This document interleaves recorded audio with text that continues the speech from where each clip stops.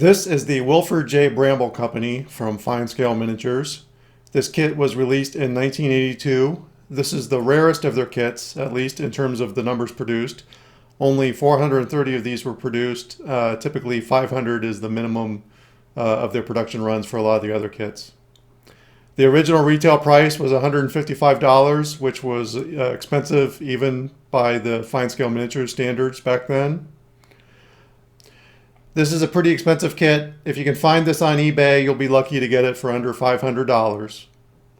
I know that to some people that seems like an absurd amount of money to spend for a kit, but think about how many hours of build time you are going to get. It is comparable to plastic kits that sell for $50 that you could build in a weekend. The stairs alone on this kit took an hour to build. I know a lot of people just collect these kits. I wouldn't spend that kind of money just to have it sit on a shelf. I would want to build it. This is one of several Fine Scale Miniatures kits that looks really cool as a diorama, but the track layout is a little bit awkward to get onto your layout, I believe. But as I redesigned my layout, I came up with a location that I think is going to fit this pretty well. And it's really the dead-end trestle that kind of makes things awkward. So since I have a location, I'm going to build this onto the layout as part of this video. I've built about 10 or so Fine Scale Miniatures kits, and there's videos for all of them. This one was the most difficult, but also the most interesting. I actually really like this kit. It's difficult just because there's so much to it, and you're trying to get everything to fit together in terms of the diorama base and the trestle and the buildings and track. And then I made a couple of changes that made it even more difficult. For this video, I'm going to try and focus on aspects of the build specific to this kit and including getting it onto the layout.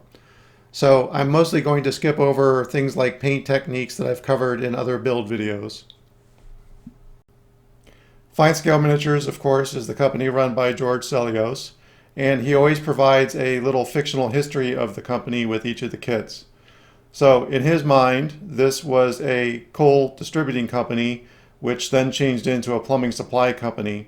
And that is reflected in a lot of the castings that you get with the kit. A lot of really good castings, and I'll talk about that. I'm going to build my version as a set of abandoned buildings as if the companies have all closed down. One of the differences between the way I do my builds and the way George does his builds is George typically paints the wood before assembly, and I like to do the assembly and then paint the wood. So that kind of affects how I follow the instructions or how I choose not to follow the instructions when I'm doing my builds. One of the main reasons for that difference is that George likes to color his wood using the India ink and alcohol stain technique, and I rarely do that. I typically like to paint the wood. I only ever use the India ink alcohol stain on rare occasions.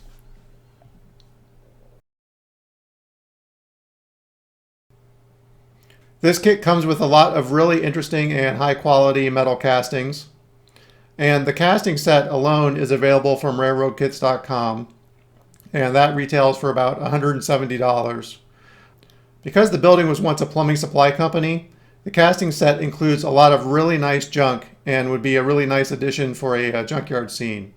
There's a lot of toilet parts, toilet seats, back tanks, sinks, clawfoot bathtubs, things like that. So it's a really interesting set for junk. Here are many of the castings after I've painted them. I usually spend about 5 to 7 days just painting castings for one of these kits.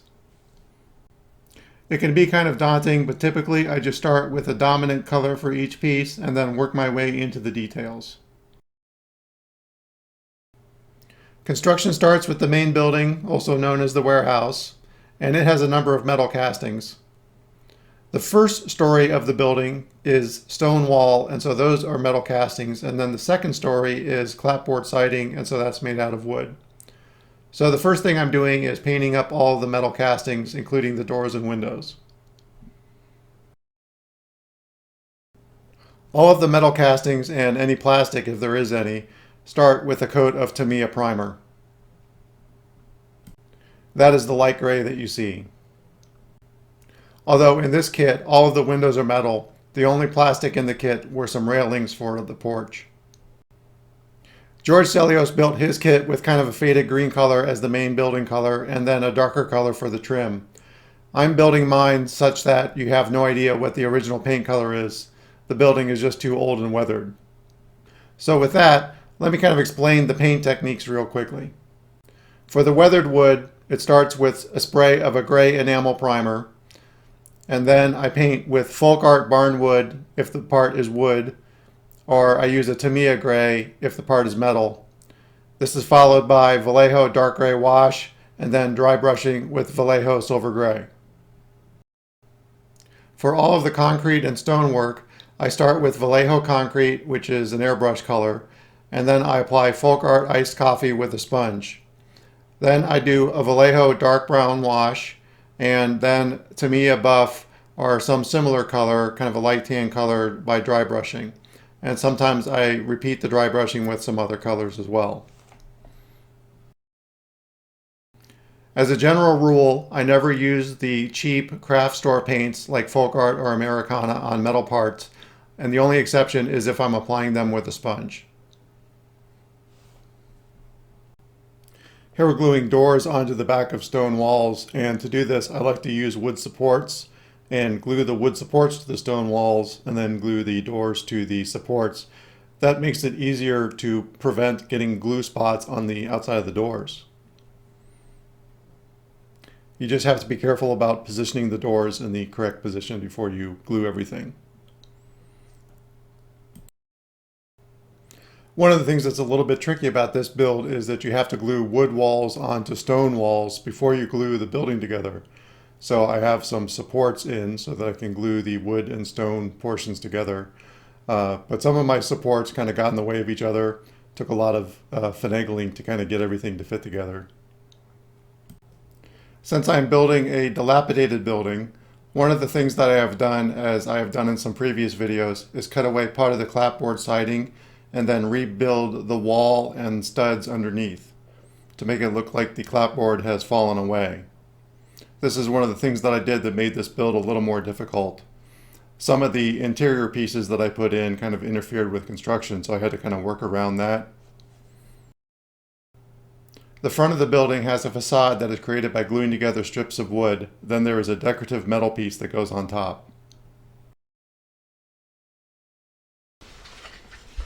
I'm working on assembling the walls together, and you'll see I really have kind of a crazy amount of bracing in here. But I made the bracing more difficult by putting in these areas where the clapboard has fallen away. And you really have to pay attention to which direction is up. For example, on this piece, you would think that this is upside down, but this is actually correct. And one other thing that makes this weird is on this piece, and there may be others, you have to cut away this section of the clapboard for the door to fit. And so I have a lot of bracing on the back end because that's going to weaken it structurally quite a bit. So then this is going to go in here, and some of my bracing is colliding against each other. So I got to fix those problems. And this wall is kind of bent forward a little bit, which is causing some issues. So it's a little bit complicated to try and get this thing fit together. It's kind of weird to try and glue wood and metal walls to each other. And the first time I tried to use super glue gel and it just didn't really work. And I think that there were some fit problems. So now I really have taken the walls apart and started over again, and now I'm using 5-minute epoxy. The corners on the wood portion of the building are supposed to be covered by L-shaped wood pieces, but my kit did not include those, so I don't know whether they were left out or what happened there. So I was able to scrounge those from another kit. The main building has a side shed attached to it. Here is one of the walls for the side shed, and I'm scraping away some of the wood at the bottom of the wall to make it look like the wood has rotted away. I managed to find some L-shaped corner trim pieces from another kit, so I painted those up and I'm attaching them to the corners of the building.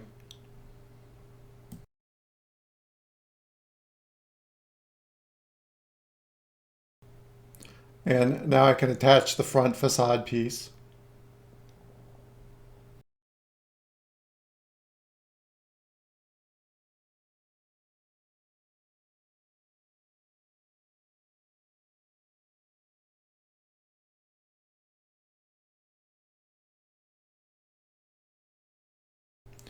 In George's original build, the roof is shingles covered with sheets of corrugated metal, and some of the sheets are missing. I decided to take it a step further and cut some holes in the roof, and then put the rafters in underneath the holes and have the holes exposed. So that's what I'm doing here.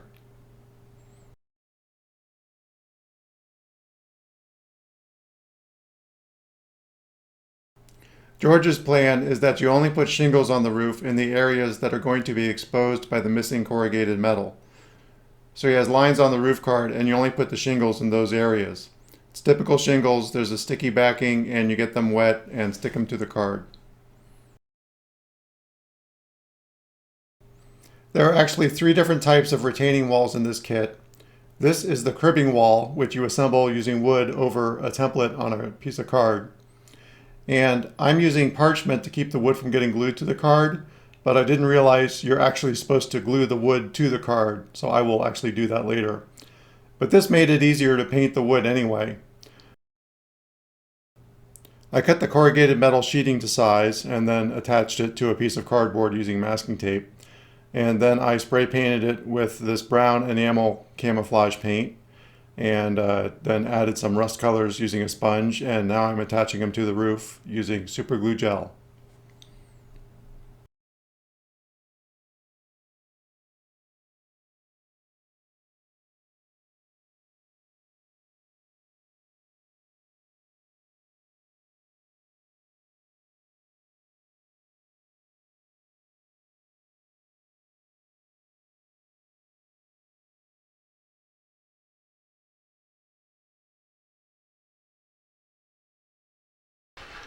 This is my base, and it's 2 levels, and you're supposed to cut out this square. This green line is the track line, so it comes across here, it goes across the trestle. And one of the differences that I'm going to do is I'm going to try and make this track continuous all the way across. And then this part is cut out at the corners to fit into the layout. So we'll see how it fits in the layout. And they give you these blocks.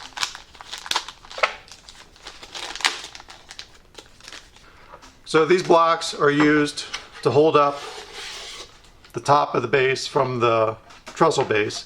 And they're cut very specifically such that if you're using 1/2-inch plywood like I am, you orient it one way, and if you're using 3/4-inch plywood, you orient it another way. So that's very smart of them to have set it up that way. So I think that mine is going to go like this. And then this wall should be the exact height, which it is. So that wall is going to go there, and that's where the warehouse is. And this is what they call the cribbing wall, and it goes, well, I thought it goes here. I'm not sure why it's like too long or something, but I think that's supposed to be 7 inches. Oh, actually,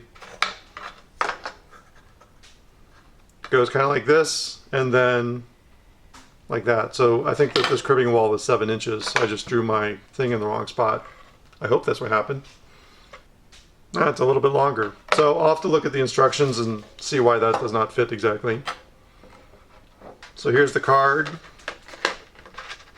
And here's my wall.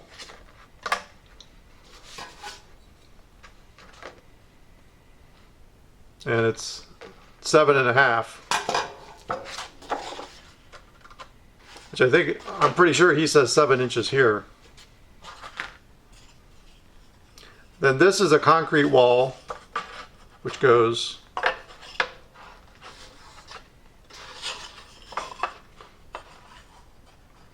here, and then the track goes through these cutaways. This is where I am with the base, and I use these to bring it up to the correct height for my layout. It's going to sit on a piece of plywood, and then this is the track height that it needs to be. So here there are some pretty considerable gaps due to warping in this piece of plywood. And I don't know whether you guys have plywood warp problems, but I always seem to, and it causes a lot of trouble. So it's off by about 3/8 of an inch, really. It's too high. And that affects this piece because it does not come all the way up to the top of the wood. It really needs to get compressed down. So in this picture, it sure seems to say 7 inches from here to here. But this is clearly 7.5. And then you have this piece, and then these two wall pieces, and this concrete wall. So that's the amount that they're off. So it really seems to be off by 1/2 inch. So really I have to take this whole thing apart and I have to cut out 1/2 inch, I guess, here and shift everything. Oh well, that'll give me a chance to straighten up the warping, I guess. But basically starting over. This is the cripping wall, as they call it, and actually when you put it together, you're supposed to just glue it right onto the card. And you'll see why here in a second. But I didn't do that, just out of habit.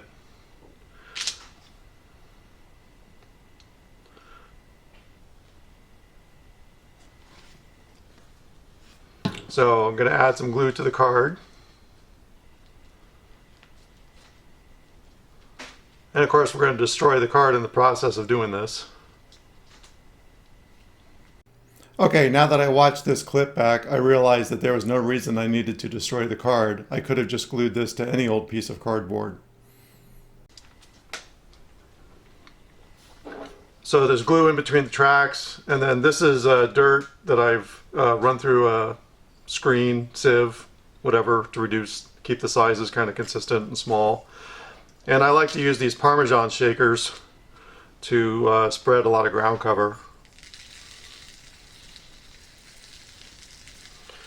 And I put everything on parchment paper so that I don't glue this thing to the table once it all kind of gets wet. Now I just brush the dirt in between the boards, and then I'm going to spray it down with some water, wet water, which is water with a little bit of dish detergent in it. And then I'm going to spray on some scenic cement, or you could just use diluted white glue. You want to be sure and weight it down while everything dries and make sure it dries flat. And then you just cut it out of the card. And so the back of the card just stays with the wall permanently. At this point it's still a little bit wet, so it took about 3 days, I think, for this thing to dry completely. I wanted to include this full clip because it's a nice, cheap, and easy way to build a retaining wall any size you want. I figured out the distance problem. This section of the wall is correct, so it comes over here. This is where the building goes. 7 inches from the end over here. This piece is too long, but I looked at one of the pictures and he had cut it off a little bit, so I'm just going to cut it off so it fits underneath. And that area won't be visible because this is where the ramp comes down for the cars to come down to the lower section. So that's not a big deal. In this kit, all of the different sections are packaged separately. So this is the section of wood for the trestle. And since all the rubber bands disintegrated, all the wood got mixed together, so now I have to sort apart the different tie sizes. Here I'm getting ready to assemble the trestle bents. Some of these wood pieces for the trestle are already the correct size. The angled pieces, you have to cut them to the correct angle. Now I'm just working my way through the assembly of each bent. This goes a little bit slow because you have to put together one bent and then let it dry and then come back and do the next bent. And of course I'm doing this on parchment paper so that it doesn't glue to the card.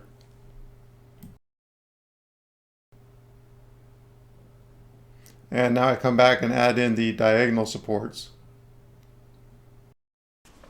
Here we can see how the base is going to fit into the layout. There's a lot of screws in here because I added some bracing underneath to get rid of all the warping, and I think I did, so everything here seems to be the correct height. Here we have the track coming in from the left, so it's going to transition from cork down onto the plywood, so the track here will just be right on the plywood. Then the track will run all the way across the trestle and then off to the right. This recessed area with the trestle is going to come over here to the main lines, and this is going to be an area that gets crossed with a bridge. The bridges are here. I already built the piers and the abutments for the bridge, but the pier base and the trestle base is different by about 1.5 inches. So I probably need to rebuild the piers and the abutments to come up more with this level. So I probably need to extend this level all the way out to the end of the layout here. This blue line, kind of a faint blue line, is the fence line, and it really ended right up here. So I just squeezed this diorama into the layout based on this track and the through track for the Wilfrid Brambell.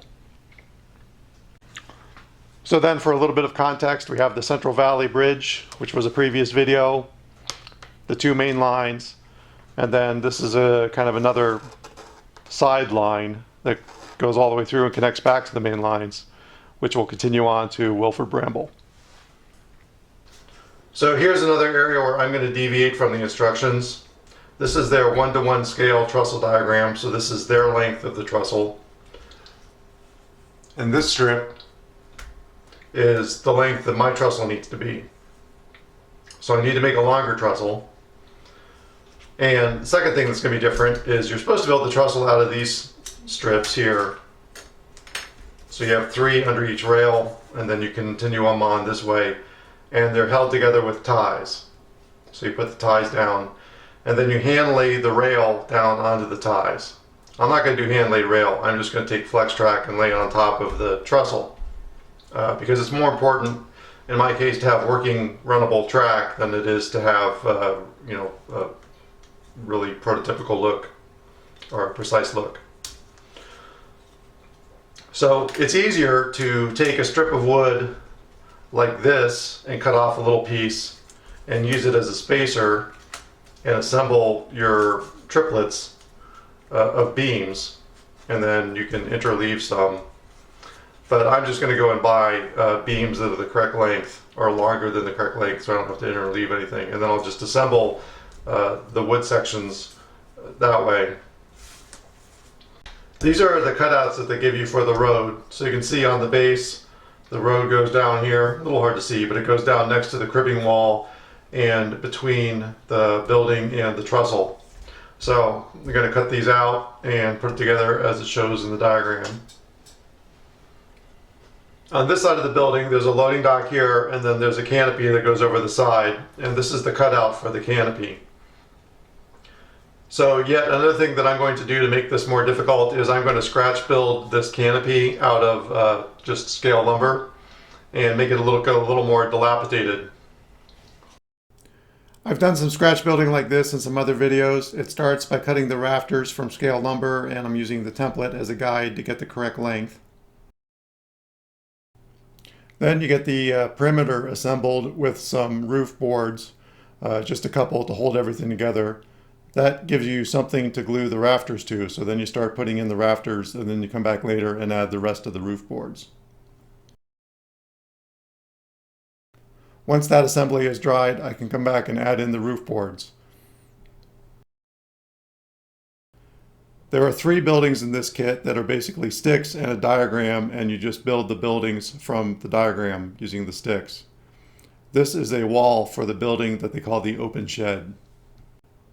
This is kind of an interesting building, I think, and one of the nice things about this is you can just go and buy more lumber and build another open shed. Once you complete the framing for the wall, then you add the boards to the side. Most of the boards are pre-cut to the same length. I'm scalloping away some of the wood in the board to make them look rotted. These are the walls for the building they call the burnt shack. After you put the walls together, you burn away the edges using a lighter. It seemed to work pretty well. These are the 3 scratch-built buildings. This one I think they just call the open shed. This is the burnt shed. And I don't know, this is called the small shed or something. So these are ready for painting and some final assembly. Back at the diorama base, I'm attaching the cardboard cutouts to create the ramp.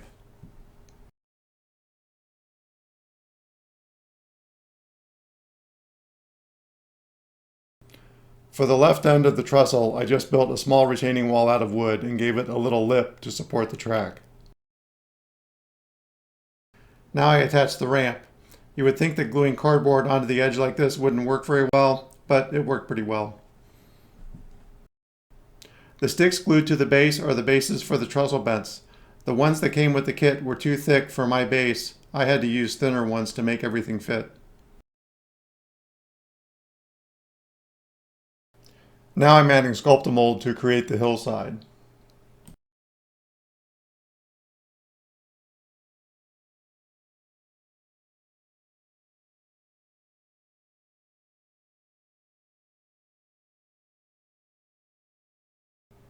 As the Sculpt-A-Mold dries, you can smooth it out by spraying it down with water.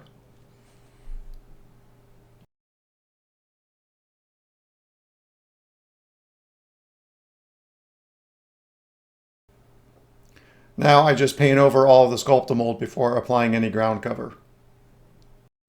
The wood sticks are the bases for the trestle bents. The blue lines indicate where I thought they were going to be, but I had mismeasured. I was off by the thickness of the cement wall, which I did not take into consideration. I wanted the base to look pretty muddy. Here I'm using AK Interactive mud texture to fill in the gaps between the ramp and the cribbing wall. This is a pretty decent product, although the texture is a little coarse for HO scale and it's a little bit expensive, but it was really well suited to this particular situation.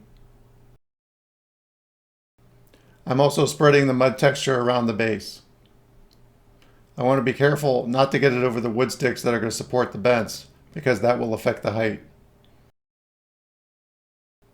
I'm using Woodland Scenic Gravel for the road, and I'm just using a regular turf texture for the grassy area on the hill.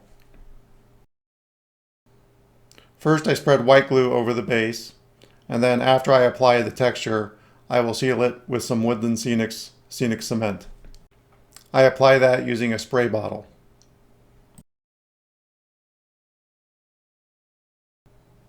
Now I apply some static grass on the hillside. Now I can start gluing down the trestle bents.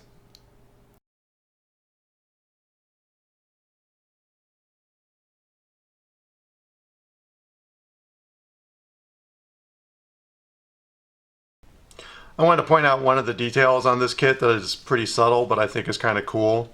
They give you these two cast metal grates, and you're supposed to put some railroad ties on here as well, but without rails. And it's supposed to look like there's an abandoned track area where cars would have come in and dropped coal down through these grates into these coal container areas.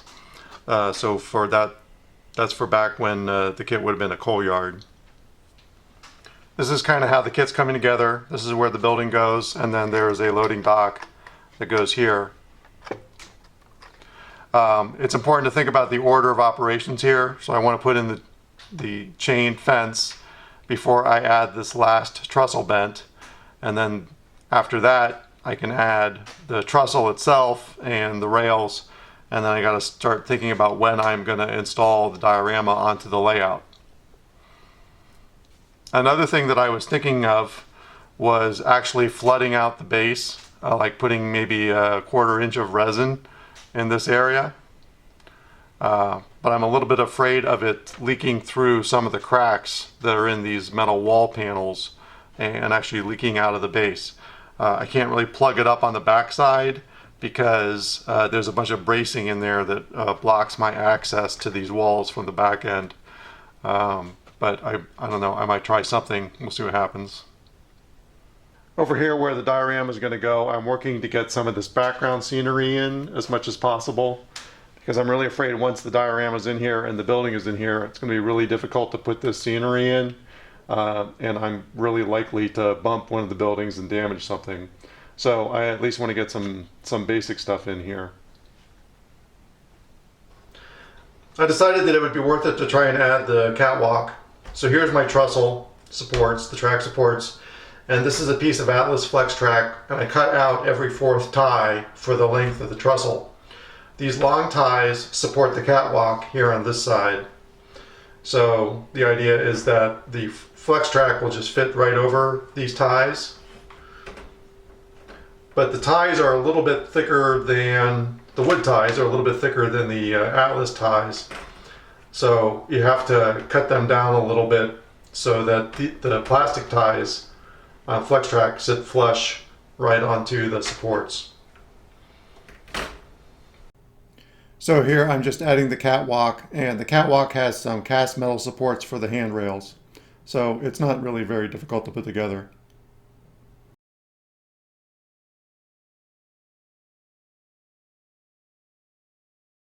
The kit includes parts to make a chain link fence. That is brass rod for the frame of the fence, and then the actual fencing is wedding dress tool. This is my jig for soldering the fence, so I'm able to have the joints hang over the sides of the table and get the soldering iron up underneath. I do recommend soldering as opposed to gluing. I think it gives a much stronger joint.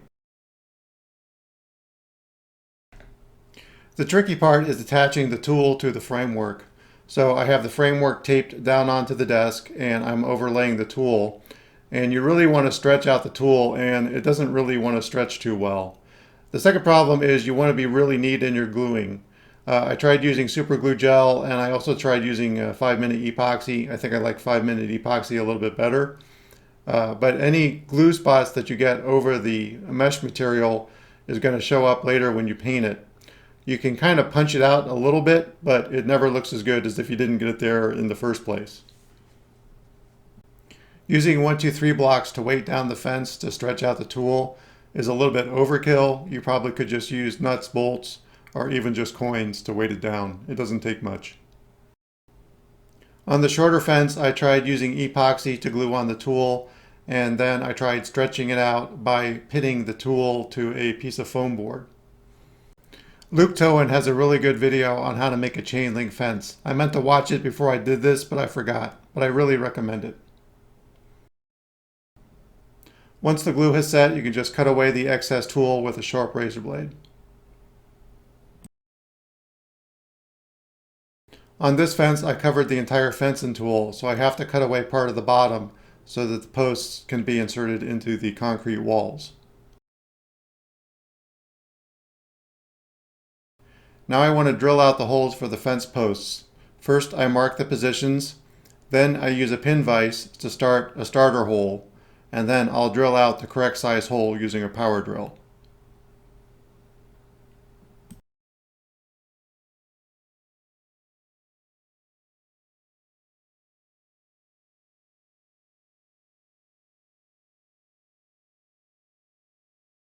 This is my first look at how everything fits together, and because I extended my trestle past this end point, this fence is too high, so the trestle doesn't sit down all the way. So it's not really a big deal, but I need to chop this fence down a little bit, or else just leave it out. But I think I'm going to try and cut it down a little bit, because I think it looks pretty good with the fence there, so I'm kind of glad I went through all the effort. One thing I've wanted to try for a long time is to build out a roof the way it would have really been built on a prototype building. And so I'm trying that here on this thing they call the open shed. I start by gluing in individual rafters made out of scale 2x6s, and now I'm adding the cross boards that are going to support the roof pieces. If you're going to do something like this, you want to make sure you paint your woodwork before you glue it on. It's going to be pretty difficult to paint later. If you were to follow the kit instructions, this would be a cardstock roof covered with shingles. This is the end result of the open shed. There's a workbench in there. I spent a lot of time painting the details on the items on top of the workbench, and you can't even see them. Well, that's how it goes sometimes. The building area is surrounded by wooden fences, so I'm building those now.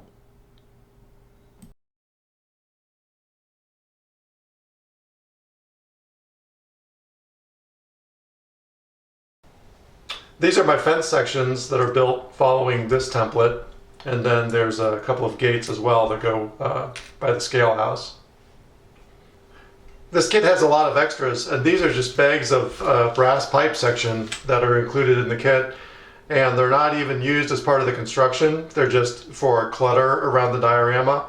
I think George put some down by the trestle bents, but I guess you paint them up and they're just pipe sections sitting around. And then these are their rectangular, and I'm not really sure what those are supposed to represent. These are some posters and some signs that are included with the kit, and this is pretty common in a lot of fine scale miniatures kits. So he likes to hang these on fences and on the sides of buildings. And then there's various signs along with some old newspapers which he likes to hang on the walls and fences.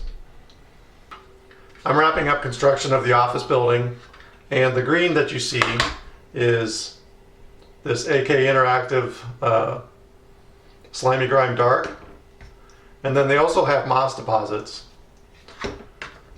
And I used them on these two fence sections. So this fence has the moss deposit, and this fence has the Slimy Grime Dark. So you can see there's a little bit of a difference between the way they look. And I think for around this part of the country, this looks a little more realistic. That's less subtle, but it also looks fairly realistic for around here. Well, it's finally time to start adding the buildings to the diorama. So the first building is the main warehouse because everything else is kind of centered around it. So I'm adding it and I'm gluing it down using 5-minute epoxy. And then I'm going to add the loading dock.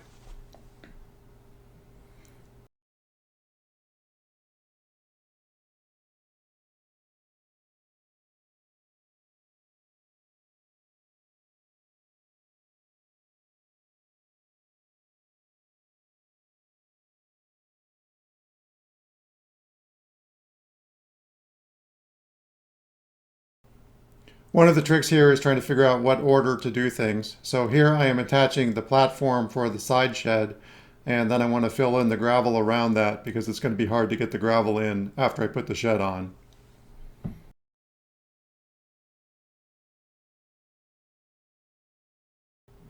I'm just using Woodland Scenics gravel. First I put down some white glue where I'm going to put the gravel, and then I use a dropper to apply some Woodland Scenic cement to seal it in.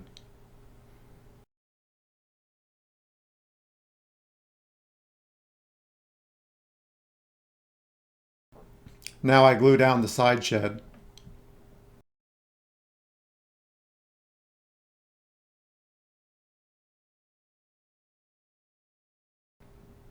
With the side shed in place, I can add the rear staircase that took me an hour to build.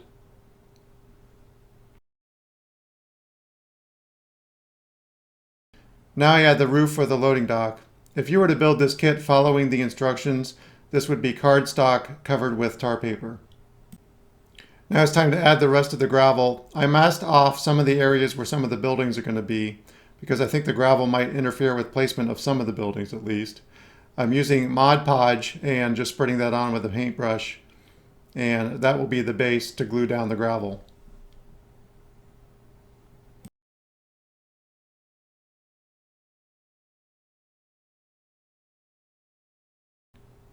I'm applying some grass turf around the edges, and then I'll apply some static grass later, and then I'm putting gravel in the center areas.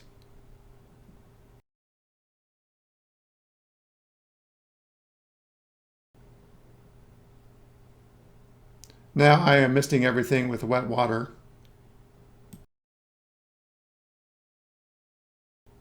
This is a Woodland Scenics paint product for coloring plaster. I spread this onto the gravel and then spray some water on it, and you can use this to add some color to the gravel. You could also just use a brown wash. Now I'm just adding a little bit of grass around the edges of the buildings. I think it really helps the appearance if you can get your scenery materials all the way up to the base of the buildings and all the way around.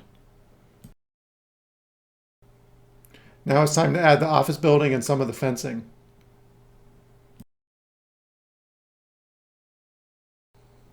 There are two gates that go in front of the scales on the entryway into the compound.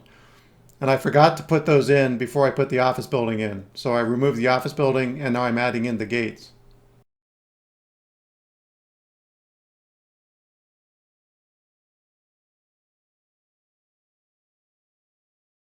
And now I can add the covering that goes over the scales.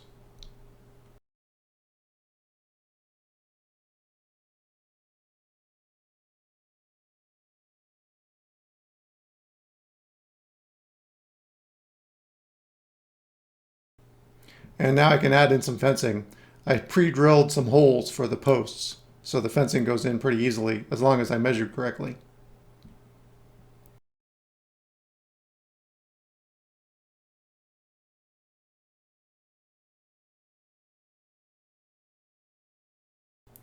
Now I'm adding some Woodland Scenics foliage clusters. I use this to cover up any bare spots in the ground cover. I also tried a couple of other techniques to color the gravel, but there was a lot of experimentation, so I didn't film any of it. I might have to make a video on that again later. I will pour some white glue diluted with water on top of the foliage to help hold it in place. Now finally I can add the trestle, but I'm not going to add the track until the diorama is in place on the layout. Okay, excuse the handheld, but this is how the diorama is going to fit into the layout. I have some shims under here, bringing it up to the correct level.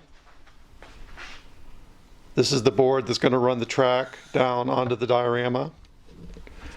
And then to make everything fit, over in the back, there's about a 1/4 inch gap between where the diorama base is and the layout itself.